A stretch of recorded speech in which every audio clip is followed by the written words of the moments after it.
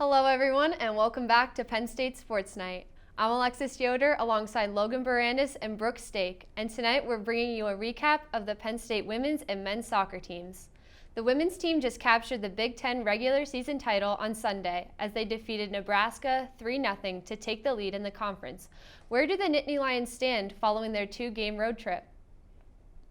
Yeah, Alexis, this team's in a great spot heading into the Big Ten tournament. Clinched their 20th Big Ten title in their school history. And looking at the game against Iowa, they had momentum for the entire game. They led in shots 17-8 in that game and then 10-2 in the first half alone. And the only goal in that game was scored by Ali Schlegel. She has 7 goals for this Nittany Lion team. And looking at Penn State compared to the rest of the conference, they have 2 top goal scorers, 2 of the top 3 goal scorers rather in the conference. And they also have 2 of the top assist leaders in the conference. So they're a very offensive-heavy team, and they've looked as such the entire season. So they're in a great spot heading to the Big Ten tournament.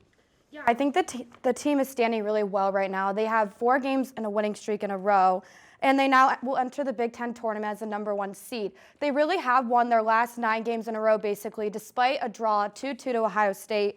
But I think what the team is doing really well right now, they're scoring early. We saw Frankie Tagliaferri. She scored in the first 4 minutes, and then just 4 minutes later, Rachel Wasserman scored in the 8th minute. When I played soccer, they always said a 2-0 lead at halftime was always the best place to be at. So the team going in 2-0 at half, they can go back on defense, or they can move forward and score more goals, and that's exactly what they did in the second half by Elle Kirshner scoring in the 61st minute. This is the 4th time this season so far that the team has scored in the first 10 minutes, which is really impressive, and they've also allowed minimal shots on goal, so I think they're standing really well so far. Meanwhile, the men's team is riding a 3-game win streak, winning each contest 1-0. Brooke, what's been the keys to success during the streak? Definitely their intensity and their competitiveness has been their keys to success, and they just defeated Wisconsin 1-0 from a penalty kick from Pierre Reedy on senior day.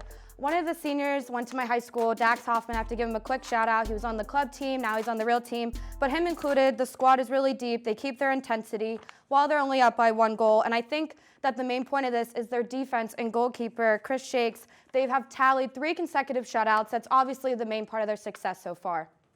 Yeah, and I think looking at this men's team, depth has been the big issue. Liam Butts was the standout freshman from a year ago. He's missed the past 2 games during this winning streak, so they've had to really look at some of their younger guys on the team, with freshman Peter Mangione being one of them.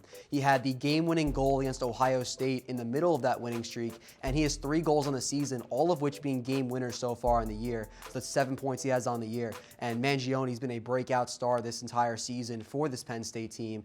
And all these wins, they've been 1-0 victory, so they've been very gritty defensive efforts. But if they can just pick up on the offensive attack, they should be fine.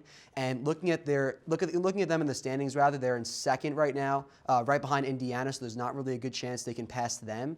But just with the way that they've been playing defensively, and if they can pick up on the offensive side, they should be okay in the tournament.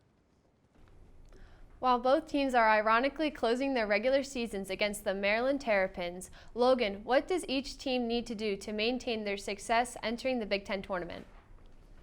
Yeah, the women's team just can't get complacent. They have always had hot starts to games, kind of like you said, but they really need to find a way to play a full 90-minute soccer game. And in the game against Iowa, like I said they led 10-2 in shots, but that total went down to 7-6. They had to find a way to keep the pressure up in the second half and really find a way to get balls past the net in the goals. And on the men's side, I really want to look specifically at this guy right here, Danny Boyu. He is the team's leading scorer for the team. He has 4 goals on the year, but he's been held silent in the past 2 games. Didn't have a shot on goal against Ohio State despite tons of breakaway opportunities, and he only had 1 shot on goal in the game against Wisconsin. So he really needs to find a way to stand out offensively, because the way the men's team is playing on the defensive side, all it takes is 1 breakout player like Boyu to really make an impact. Yeah, to have success, I think the women's team needs to continue scoring early so they can have that lead early on. And obviously the men's team, they need to find the back of the net, as you stated. They don't have to panic on defense as much, but both teams, I think, definitely need to take advantage of their full roster. We're seeing with the women's team a lot of freshmen, new people are getting on the scoreboard, and with the men's team, while they're defending most of the game, they're having a lot of fresh legs come in. So I think if both teams do this going forward, they'll definitely do great going into the Big Ten tournament. We'll have to wait and see how the Nittany Lions finish out the regular season and head into postseason play. That's all the time we have here for Penn State Sports Night. For Logan Bourandas and Brooke Steach, I'm Alexis Yoder. Thanks for watching and have a great night. Thank you for watching this edition of Penn State Sports Night.